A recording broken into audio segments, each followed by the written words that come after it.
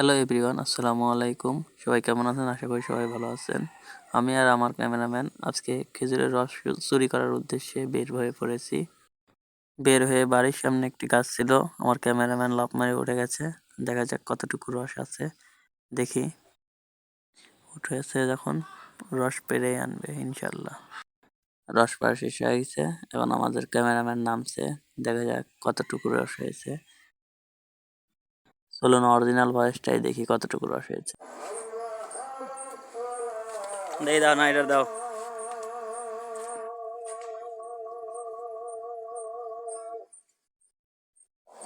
বাবা, মেলা রসই তো আছে।